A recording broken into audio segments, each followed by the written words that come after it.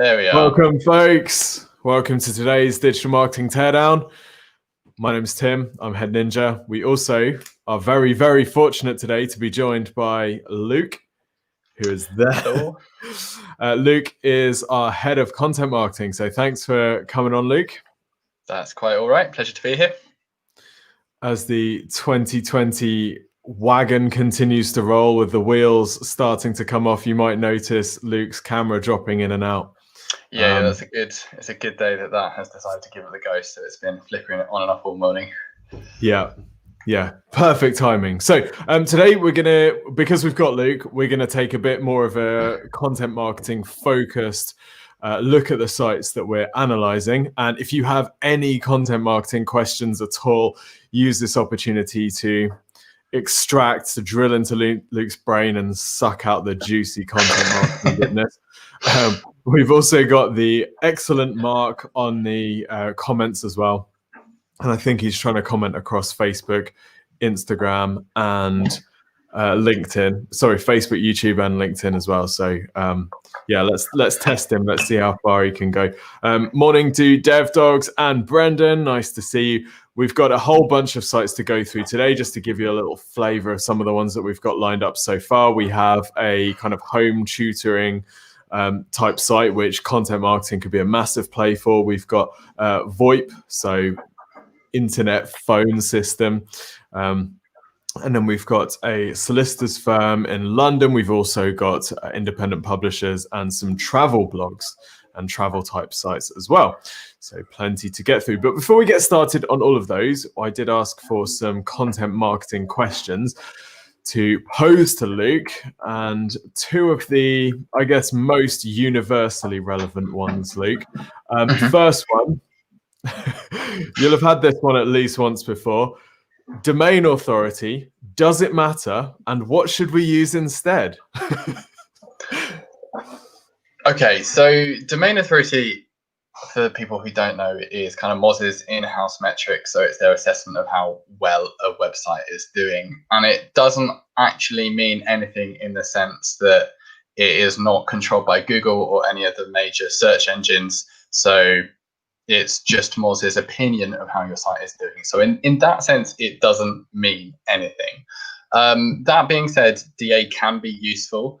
One of the ways that we do use it at Exposure Ninja still within the CM team is when we're analyzing different bloggers or websites that we're working with, it can be a useful kind of shorthand for discussing the different level of opportunities that we've got to work with. So a lot of people do understand and they know domain authority. So there is a usefulness in that sense, but it should never be the be all and end all of when you're looking at a website. And I would never say just look at domain authority only, because that can send you completely in the wrong direction. But it is useful as a frame of reference if that's something that both parties understand when they're discussing a site. Yeah, I think that seems to be the angle. So it's kind of the best thing to measure that thing that we're trying to measure, which is the rankability of a site, but it's imperfect. I think it's very easy for people, like you said, Luke, to get completely caught up in domain authority and, get notifications on their computer and spend all day hammering refresh. When's my domain authority going up? My SEO is not working. I see it all the time. New sites, people are like, my first objective is to get to domain authority 15, 20, 30, whatever number they've plucked out of thin air. But obviously we don't build websites to get a nice DA score. That doesn't mean anything at all. You should really be tying it back to what your business objective is, or whatever the site's purpose is. Absolutely. Camera's gone. I'm just going to leave it off, I think, because it's just flickering on and off. I think it's distracting to go between the two. So okay. The next question actually came from an Exposure Ninja client. You should all go and check them out. They are Human Food, so humanfood.com, I think it is. Basically, if you're like me, you love those little naked bars that are like they're like healthy snack bars. Human Food does naked bars, but absolutely loaded with loads of healthy stuff and protein and macros and all that type of stuff. So go and check out Human Food. And they asked, will any relevant YouTube video embedded into a blog do the job for SEO, Or should we make our own bespoke video content for each blog? As an e-commerce business, is there a value in building up YouTube's subscriber base by creating our own content? Or is it more about getting other people to post videos about you on their channels? So if you don't, I've just got a few thoughts on this just to kick us off, Luke. So first thing, SEO benefit of embedding videos. It seems to be somewhat tenuous, right? It's not like if you put a video in a blog post, all of a sudden it's going to rank because now you've got a video. But there are usability advantages. So you're going to increase someone's time on page. If there's a video, you might increase their stickiness. If it's a video that you've created, it can also be a really useful conversion tool, because if you think about the typical blogs process, someone's typing a question into Google, they're landing on a blog post, and then if you've got a video, it's a way of kind of taking that relationship to another level, because video is so much more engaging. You've got a chance to build that relationship with them, and I think it's going to be easier to position your product and kind of nudge someone into the more commercial pages on your site if that's happening through video. Do you have any thoughts on that, Luke, at all? Okay, so if I understand the question right, I think this is about whether it's better to create your own video content versus using other people's video content, or at least that's part of the question. Yeah. There are advantages to both. It depends massively on how good you are at creating video content. So I believe a lot in playing to your strengths. If you're the kind of person who, like Tim, buys all the latest video tools and has a little studio in his house, then absolutely, then go for it. It makes, there's a lot of value in having the videos you're created follow your branding completely, be associated with the founder, and hearing directly from the founder is something that people like a lot from small businesses. That being said, if that is not you and that is not your key skill set, then then using another person's video can be much better, because if your videos are no good, it doesn't matter that they're from the founder. Nobody's going to watch them if your videos are just low quality. So one thing you can do in that case, if you're thinking it's not necessarily something that you want to do or want to invest in, is you can just partner with influencers who already create video content and have them be your front-facing kind of your spokesperson, then be the person to create video. You can give them a script, you can arrange a partnership, do like a series of videos, and then have them send them your products, tell them that what you want to have, get the videos all edited yourself, and that way you're kind of creating, you aren't personally creating it, but you're getting videos with exactly what you want in them on your website without you having to do that work yourself. That's a really good point. That is a really good point. And I think the last part of the question, which was all about, is it only about going out to influencers? I think if you're using video as a traffic source, much faster to go to people that already have an audience. Building your own audience through video is hard work, just like it is with any organic traffic, whether it's SEO or social media. So being able to tap into an influence with huge reach, particularly for someone like Human Food, I think is definitely going to be a shortcut to getting in front of a lot of people. And you know, if an influencer has already built like a CrossFit audience, for example, that is potentially tens of thousands, hundreds of thousands of people that have already congregated around that topic. So it can be a nice way to get straight in the middle of that and yeah, get some visibility. So okay, let's dig into some sites now. So we're gonna try and share screen. Let's see if this works. Oh, we're being bold and we're being rewarded with excellent results. Right, there we go. Let me just turn off this banner for you. So the first site we're going to look at today is Abacus 11 Plus. It's been submitted by a fellow called John Toby, I believe. And Luke, what do you think about this above the fold? Your perception of this business straight away above the fold, what are you thinking? So yeah, 11 plus tuition. Okay, starting above the fold. My gut reaction, 11 plus exam preparation that works, is this is probably something that's going to be bought by parents for children. So we need to keep that target audience in mind. And I think that if I'm a parent, I'm going to want to see more trust signals, reasons to trust this website than I do currently. It's very sparse. There isn't a person or a logo or anything that I recognize at all. If I'm feeling, if I'm putting my parents' shoes on and I'm feeling generous, I might click view courses as a next step. But if I'm very quickly looking through 3 or 4 different websites, I would, there's a good chance I'll just X this pretty much straight away based on what I'm seeing here. That's just above the fold content, though. There might be some great resources tucked away. There usually is with websites like this.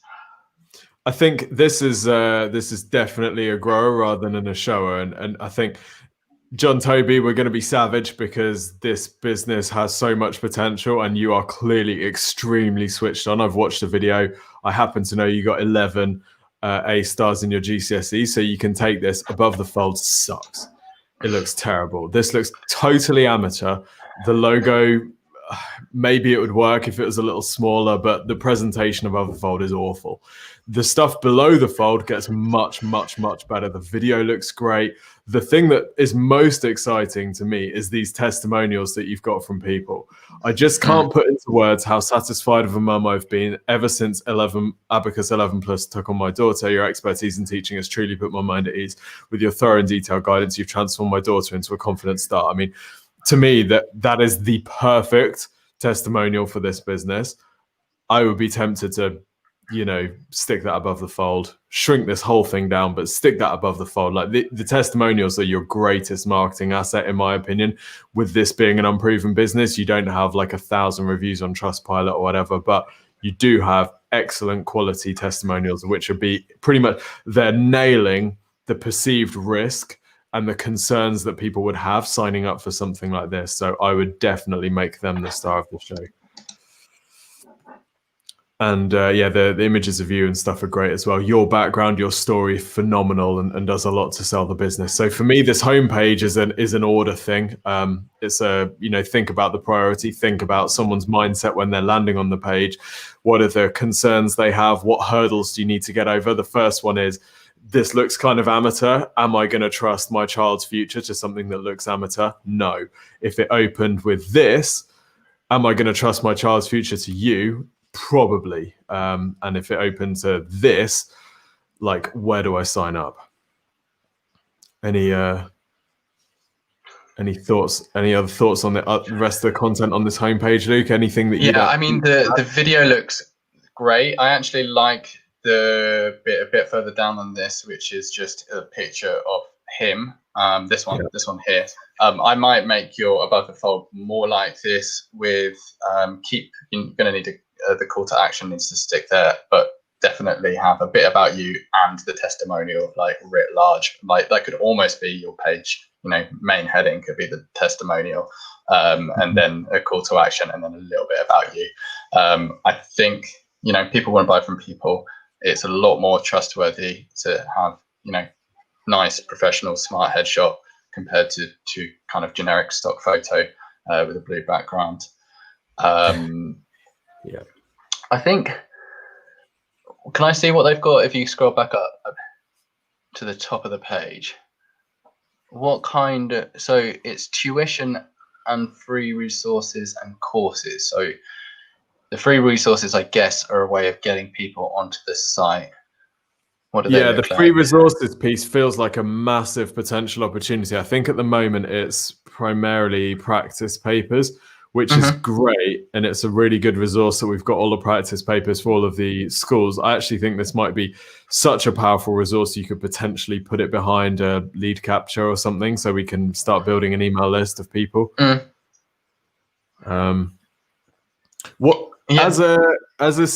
we were taking this on as a CM project, Luke, what other types of content for a business like this should they be sharing in order to like blow up organic visibility? So if we're talking about the tuition aspect, then it looks like this guy is good on video, so you could have some, almost Khan Academy style video lessons of him going through the subject, like a little taster of what it's going to look like when you sign up to the course.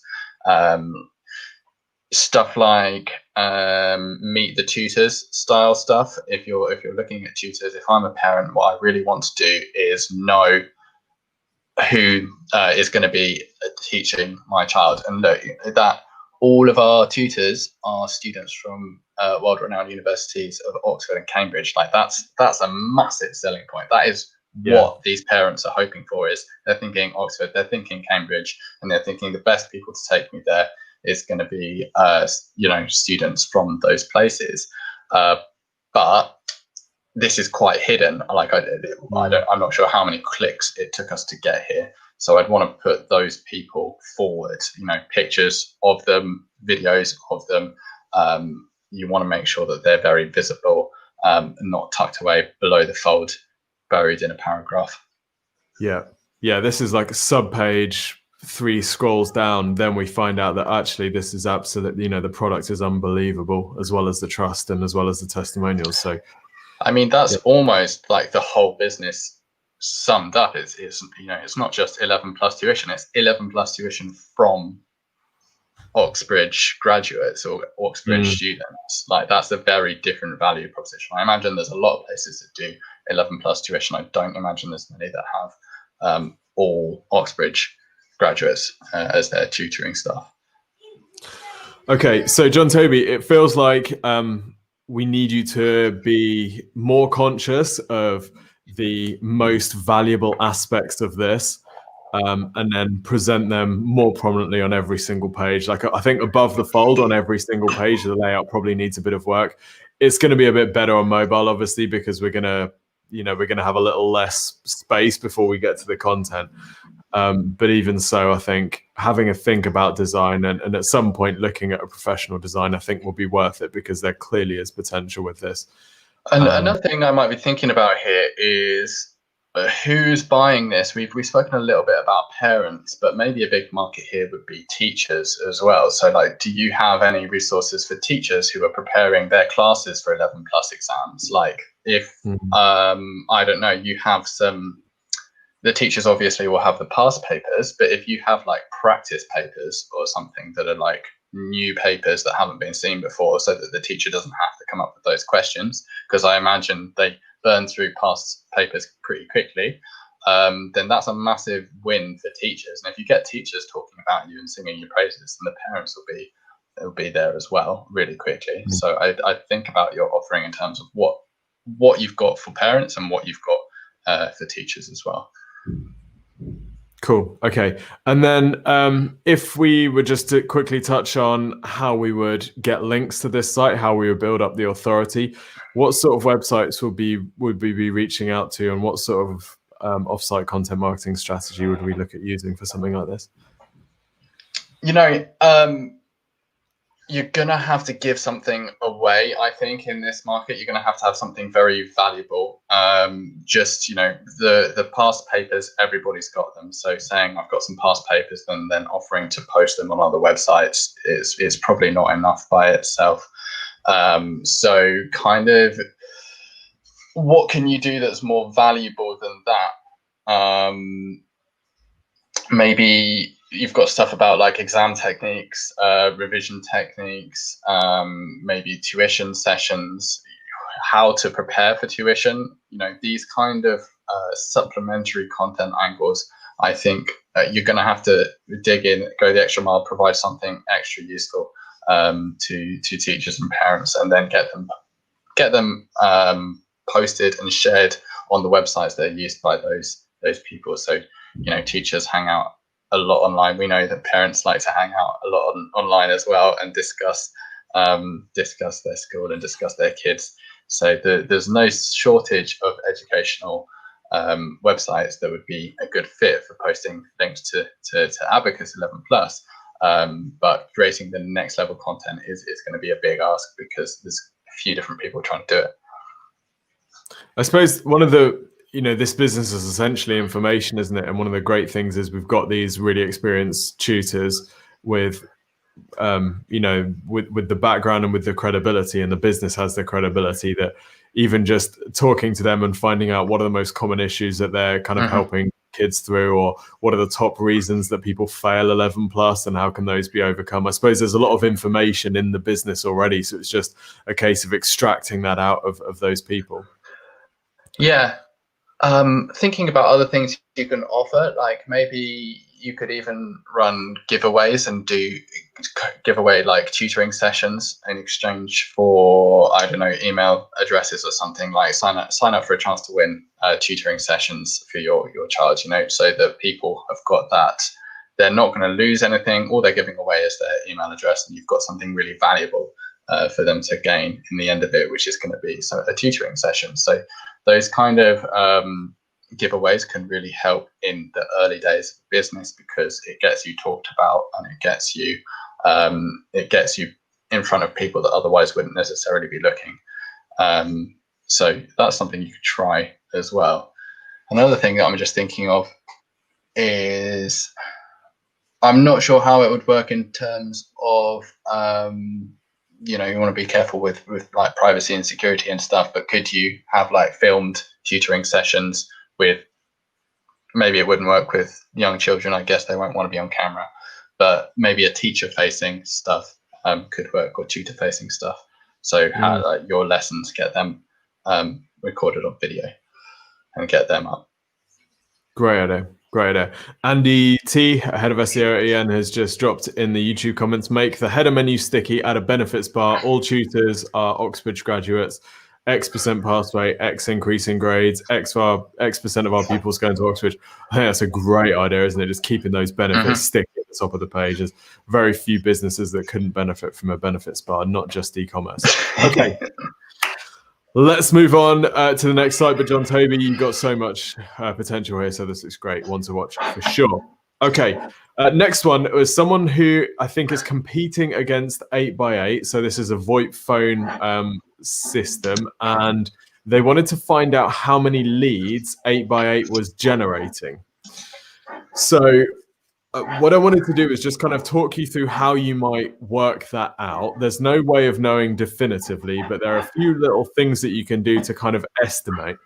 The first thing is to have a look at how conversion optimized the site is, and make a really ballpark guess about what the conversion rate would be based on what they're offering, layout of the site and that type of thing. So if we're thinking about cold traffic, i.e. people that aren't coming in to log into their site, which is always going to give us a bit of a challenge, we've got to look at how compelling the CTA is. The CTA is request a quote, which we know isn't going to be as high conversion as like take a free demo or something like that, where people are more likely to sign up.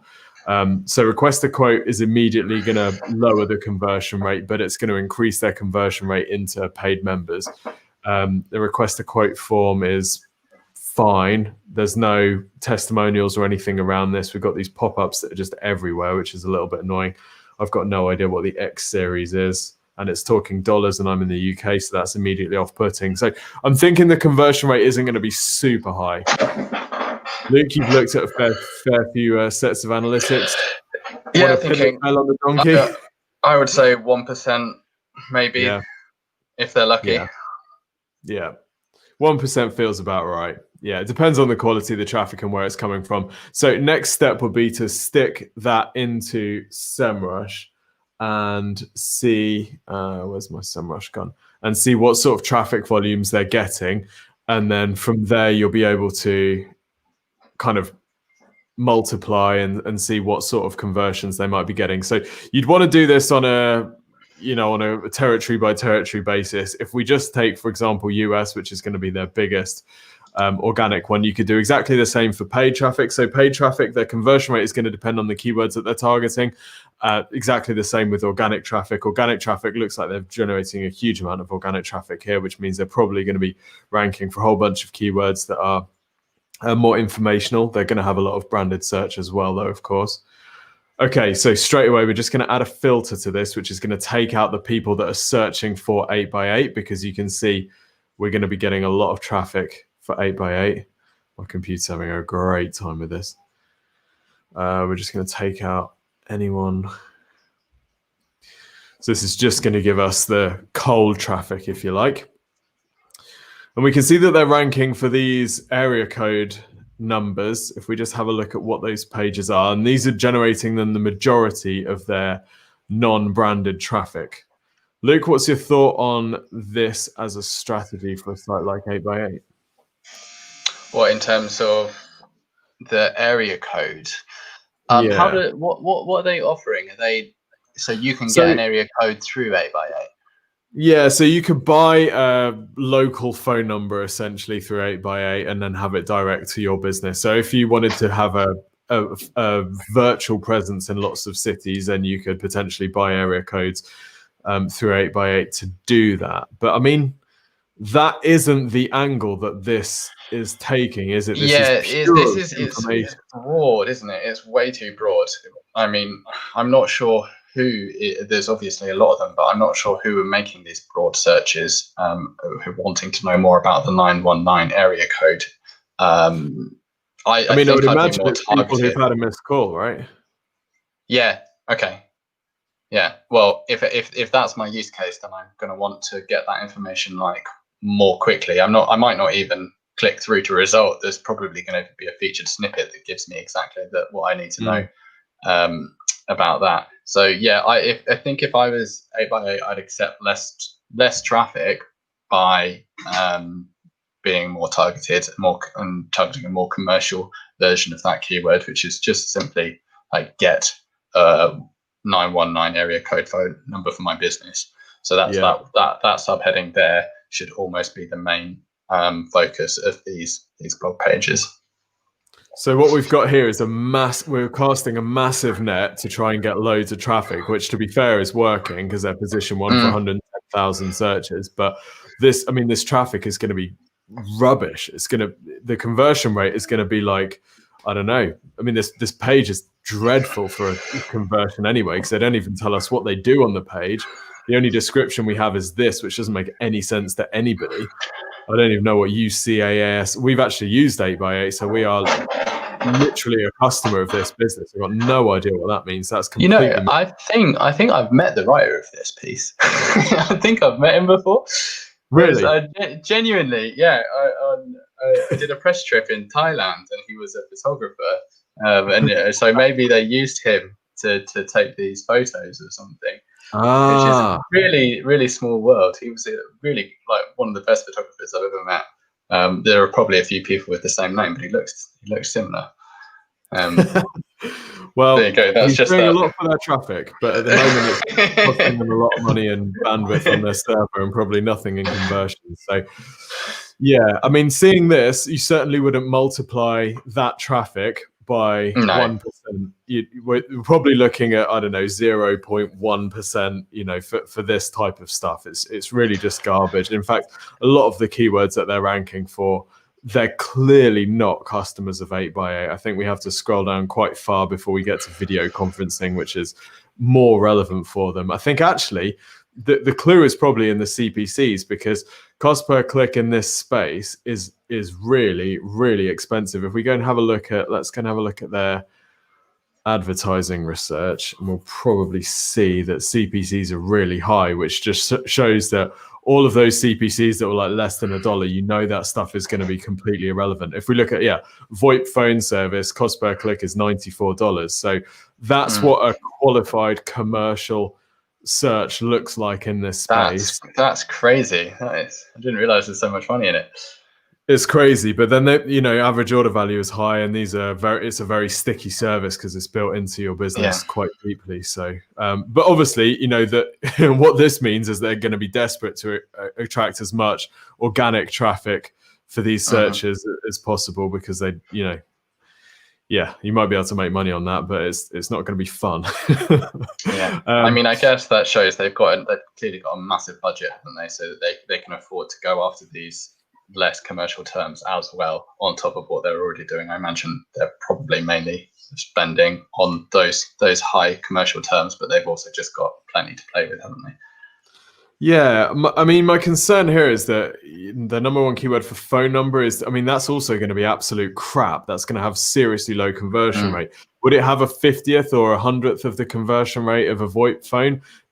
keyword, possibly it would do, because that is so broad and so generic. So to me, there are some red flags about this. I'm thinking that they're possibly incentivizing their agency based on the amount of traffic that they're getting, which would explain these ridiculous strategies. But there's a lot of wastage here. So if we had to estimate the number of leads, I think we've got to put very, very low conservative conversion rates against each of these. So if we said, say, 0.5% on the traffic, which, what's that, like 100 leads per month from PPC, is that? I'm trying to work out in my head what the...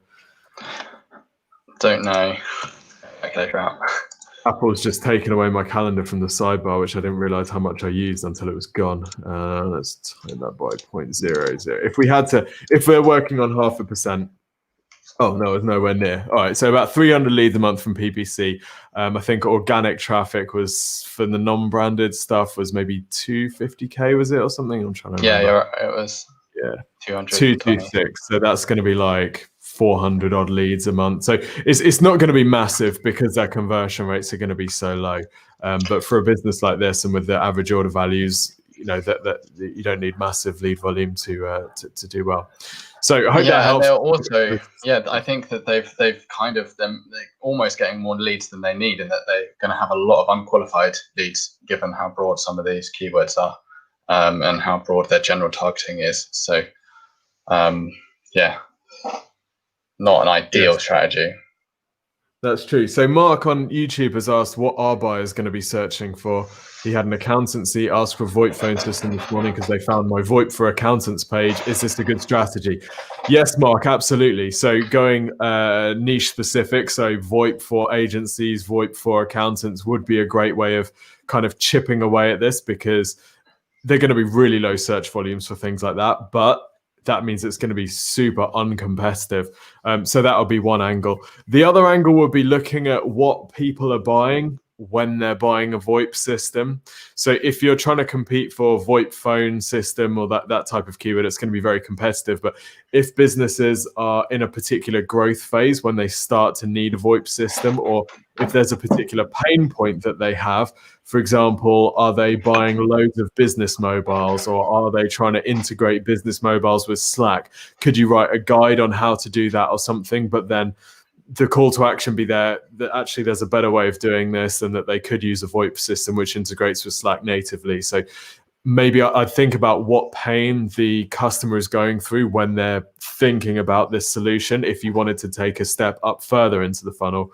Otherwise going by niche or just targeting these really broad terms. So I'd have a look at someone like 8x8, and also have a look in Google Ads at the highest cost clicks for this market, and just have a look in organic, see what sort of content you'd be competing against, and then just try and dominate it. So if we just have a look on Google now for VoIP phone system and just see what sort of stuff we'd be up against. Okay, they're pretty big sites, and it looks like they are commercial pages as well. So this isn't, although we do have PC Mag, which is a comparison. So that's kind of interesting, because another angle that you could take, it depends on whether you're selling it yourself or whether you're an affiliate. But if you're an affiliate, then running these sort of comparisons could be one way to go, because it looks like Google's showing a combination of commercial and informational stuff here. I'd imagine that the BT site is probably going to be ranking because of its domain authority rather than its amount of content on this page, although it's a pretty content-heavy page, to be fair. It's a bit stronger than I would have expected for a site like BT. This is good. Luke, if you're building up content for like a kind of product category page like this, what sort of topics might you be targeting? Yeah, I mean, as you've said, think about what the user actually wants from their VoIP service, like why, any particular advantages you can have to choose like 8x8 or whoever you're representing over a competitor. And I think it also does come back to doing really decent keyword research and being guided by the keyword research, making sure that the keywords have got some kind of commercial intent, that the keywords relate to different to the kind of people who are in your actually going to come and make a purchase eventually. So what I like to do is I just get I've got the Keyword Surfer add-on, and I just like to play around with the different keywords because it gives you inside Google, so you can be looking at a search engine results page, and it just gives you the different number of searches and the CPC like in your browser for different terms, and you can just look through what competitors are up to, what kind of keywords might work, and get a good idea of any kind of niche areas are being underserved currently, and then target around that so that you've got a really good chance of ranking. So Mark, who I think is probably the one who submitted this site, is saying in the comments, people want to know if they can work anywhere with or without an app. Can you turn up on site if something breaks? Are you responsive? So I think another angle that you could take for stealing traffic would be something like going for competitor name alternatives. And in particular, if there's something really annoying about 8x8, so for us, there were loads of things that were really annoying about 8x8. If someone is really fed up with the fact that you have to use the app for 8x8 or the app is breaking, could you write a knowledge base guide on how to get through this, right? But obviously the caveat is that you don't really want them to get through it. If you're fed up with using a system where you're on knowledge-based content all day to find out how it works, then you might want to check out our system instead. So I'd be quite aggressive against some of these competitors. Another thing you can do that works really well with that approach is just get on review sites like Trustpilot and Reviews, but filter by 1-star reviews and see what people are complaining about when they for 8x8. And it gives you like a ton of different angles that you can explore. You can be like, oh, isn't this thing so annoying? Good job, our service doesn't have it. And it gives you loads to work with, and it's really fun to poke the biggest bear in the room. So keeps you on your toes. That is solid. That is a fantastic piece of advice. Okay, so I hope, Mark, yes, I agree. That is a fantastic idea. That was worth the price of entry. Thanks, Luke. Right, let's look at the next site now then. RSL Law. This is in fact, I'm just going to refresh the page for you because I think the experience starts with this pop-up. So I don't know if you're watching this, one of the owners or marketing managers for RSL Law, but this page immediately turns up in Russian. Okay, we've got some questions coming in the chat. Keep them there. I will come back to them. So I think, Luke, this pop-up, I mean, there's a different way of presenting this information, right? How's your Russian? What does it say? Yeah. I mean, the red lettering in the Russian language without much of an explanation for an English language speaker, it might set some alarm bells ringing. You might think that your computer's been hacked or something of the kind. So just having the same pop-up in 2 languages with a little Russian flag and a little UK flag might put people at ease. I have no idea what it says or what its purpose is, to be honest with you. Yes. Yeah, just a little flag. I think it's probably saying, do you want to review the site in Russian? But just the little flag chooser between Union Jack and the Russian flag would be a perfectly straightforward implementation of this. Did you use Google Translate there, or do you just know? If you've been brushing up on your Russian in your spare time? I'm just taking a guess. Let's see. Oh no, it's nothing to do with that at all. It's driving people to the webinars. Well, okay. In which case, that's not something to hammer with the pop-up anyway. Okay, Andy's translated it, or Andy knows Russian. I'm not sure, but thanks, Andy. It's about webinars. Okay. Right. Paul says, if I saw that Russian message pop up, I'd be concerned and close that page immediately. It feels like you're on the wrong site. Yes, totally. Okay. So what we think we've probably got here then is a Russian language law firm that works in London, but they also serve English-speaking clients. That's the guess that we're going to take with this. So we'll analyze the site from that perspective. Keep moving. So Looks like we've got a few different types of law. I guess one of the biggest challenges for a lot of these solicitors firms is getting people onto the right page for them, because you've got people that might be looking for personal law, you've got commercial law, you've got property law. These are all very different types with very different needs, very different levels of expertise. So you've got quite a broad range of visitors, haven't you? So it's a bit like an e-commerce site that sells a wide range of product categories. You just need to get people onto the right products for them as quickly as possible, so they can feel something so they can see something that feels like home. So this isn't too bad, the fact we've got this. We're very keen on these webinars. These webinars are popping up quite a lot, aren't they? So we will be remiss not to check them out. Quite like these USPs. What do you think of this, Luke?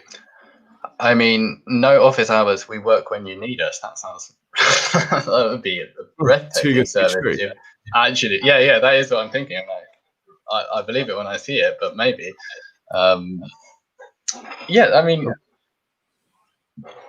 maybe stuff like the font could be tidied up and a little bit of the layout, because it's just they're a little bit all over the place. But the actual commitments look like something I'd be interested in if I needed a Russian lawyer in London. Yeah, I mean, I feel like there's a little bit of a homemade vibe to this site in some areas. I don't mean that disrespectfully.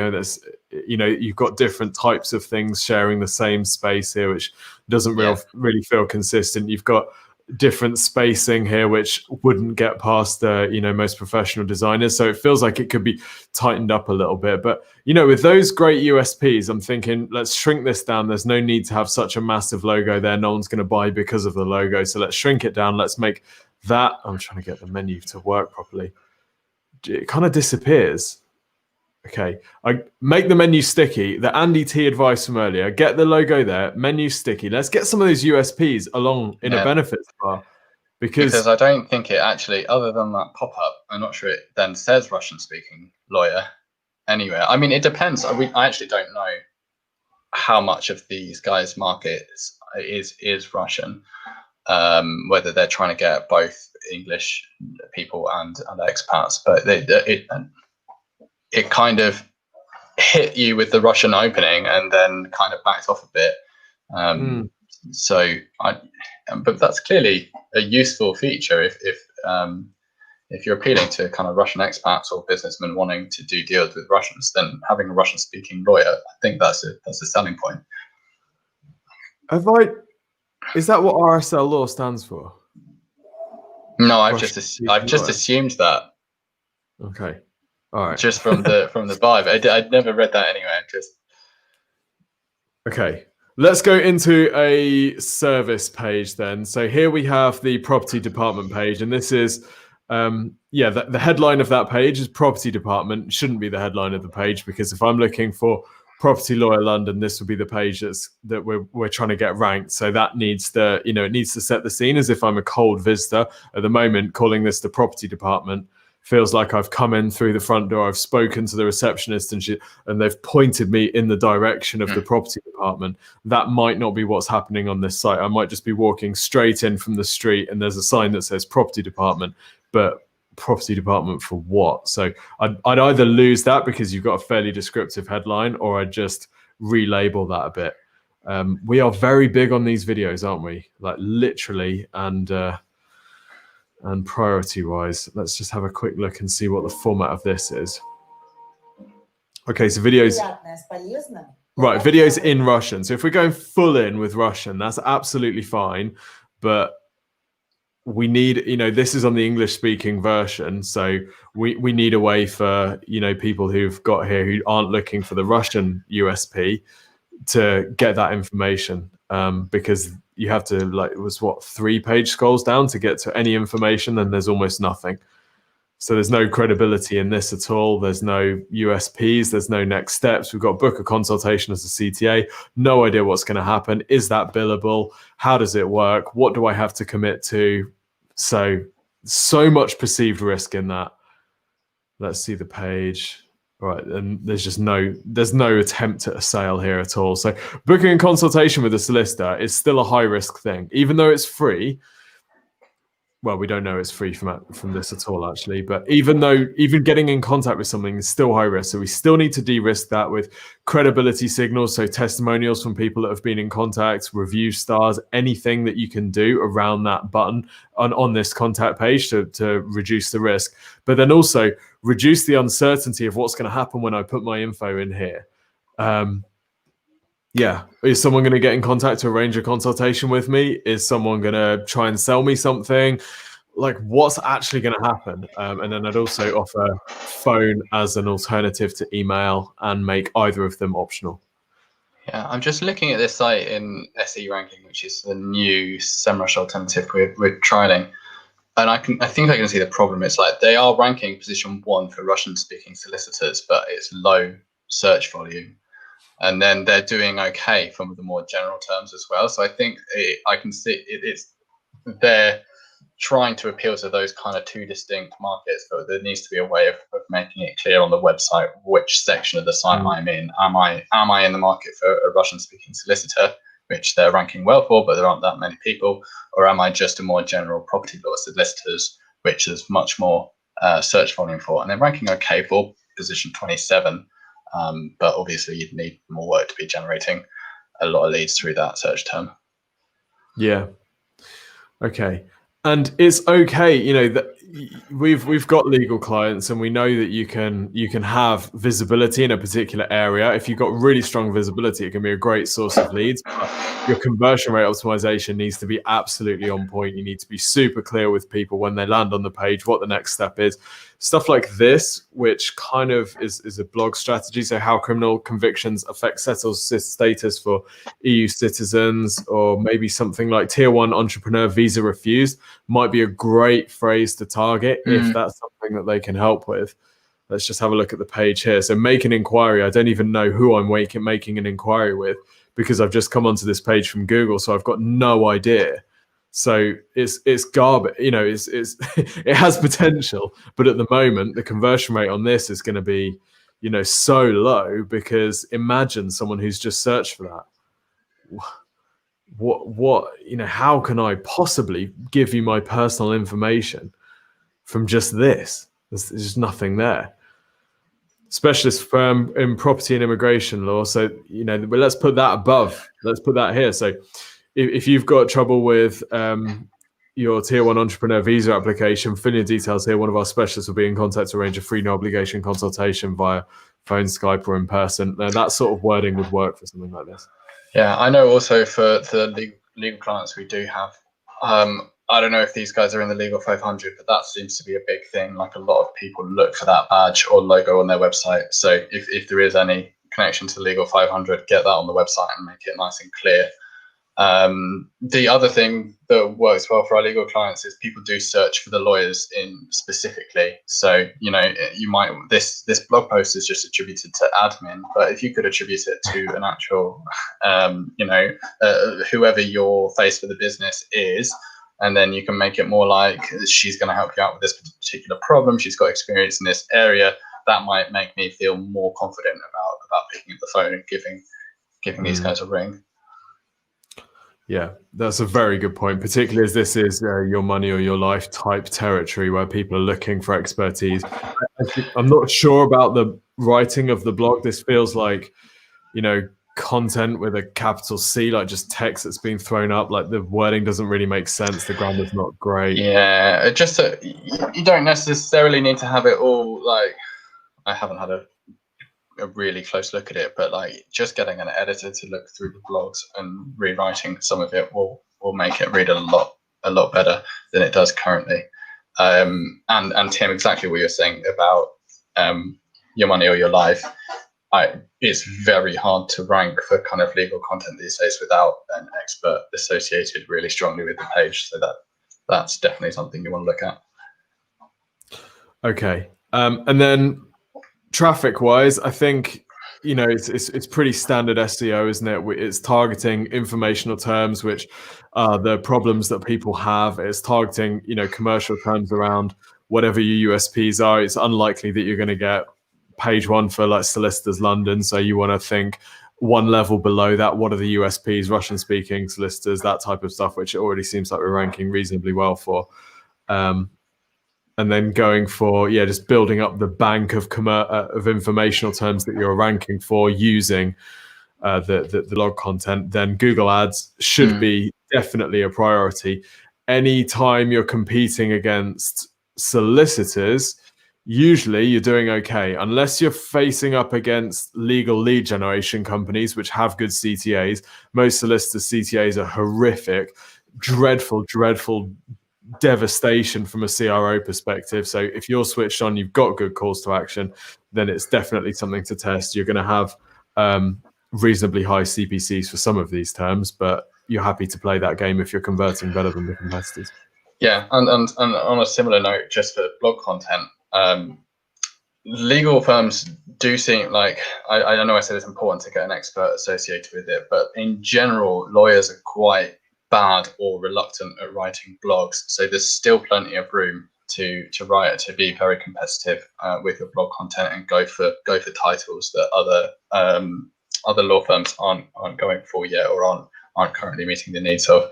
I guess it's because lawyers don't want always to be associated with published content or pinned down to anything like that, but that does mean that there are gaps where you can create that content.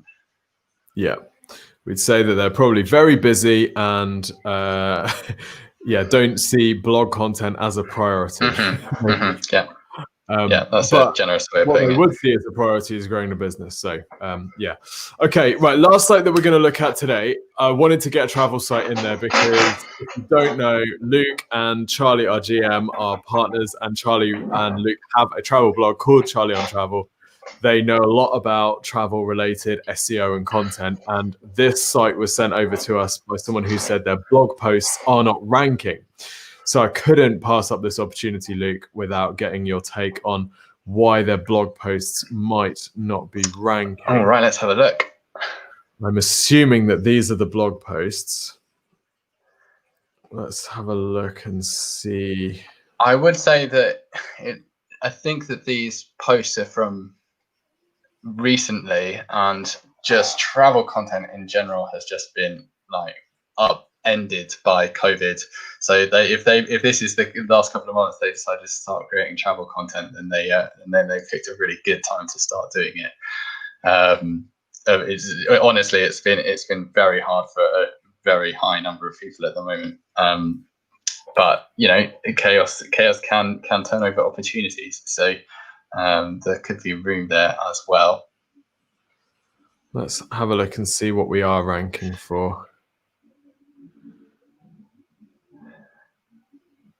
So it looks like people are searching for particular villas. There's some sort of commercial terms here, not massive. I guess some of the data here is going to be really weird because of search volumes around. It's going to be a funny time for searching for Italy vacations, but all signs point to next year being kind of interesting. So now is definitely the time to start pumping the site for the content. So if you were trying to rank a post like this, so day trips from Rome, which isn't a dreadful topic, is it? Like what advice would you give someone who's trying to rank this sort of post? Okay, so what I would say, first of all, is what are you hoping to achieve from your blog? Because if this is a luxury villa that I think it is at a very high price point, those kind of people are going to be searching for different things to day trips from Rome. Would be my assumption. I would assume that of the 100 people who are probably much more than that, 10,000, 100,000 people that are searching for day trips from Rome, a very, very, very small percentage of them are going to be wanting to spend £10,000 or £20,000 on a villa. So I would, for the luxury market, I would approach it a little bit differently to just travel in general, because the people who are going to be ranking for this post, I haven't actually looked, but I imagine if I put day trips from Rome into Google, the top ranking people, other than TripAdvisor and maybe somebody like Crazy Tourist, and then maybe one of the big newspapers, will be a travel blogger that does the Airbnb affiliate links or affiliate program of some kind, and that's a really different market to what you're trying to do. And how those travel bloggers do really well is they create it's almost a cliche to say it, but they create the best content on a particular topic. It's very head to head, so you can just take a look at what other people who are currently ranking for this term are doing and see what they're doing better. Is it longer content? Is it more images? Images, in fact, are always essential for travel content. And it looks like you've got some nice images there, and it's fairly long. But again, even without looking, I could bet you that the content that's going to be currently ranking in the top spot is going to be, by and large, longer and with more photos as well. Go on. So there's a bigger problem then, which is the targeting of the post, and this being too broad. It's too competitive a term to target. So things like luxury day trips to Rome. So I think what I was getting at is while you could rank for something like day trips from Rome, it's going to be a lot of effort. Like, that is going to be, travel bloggers will spend months creating this piece. They will have trips to Rome, and they will do everything. They will work with like local tourism, and it will be something that they work on like over a period of months. So you've got to compete with those guys, and it might not even be for the market that you think that you want, because only a very small percentage of those people are going to be actually buying luxury villas. So I might think about what it is that your target audience is actually really looking for in content. What are they looking for? I mean, everybody is on Instagram. Instagram is massive, but which influencers are they following on Instagram? Who is, what kind of pictures are doing well? What kind of things are people excited about in Italy at the moment? I would think about it more from that angle before I even started trying to rank for like a hyper competitive search term like this. It's interesting you said that the bar is going to be quite high. I mean, this is an absolute monster piece, isn't it? Not massive amounts of detail into each trip, but this is months worth of work. If not longer, to have been to these places and to have original photos for them rather than just grabbing them from stock photo sites. This is. But I don't want to say that that you can't rank for useful terms that are useful to your business. It's just you have to think about ways that you can really add value. Maybe if you're on the ground in Italy, something that you might have that travel bloggers wouldn't necessarily have is like access to knowledge of lots of local people and places, and you can get their input on your content as well. So speak to, the guy who makes the best tiramisu in town, get him on your blog, like those kind of content.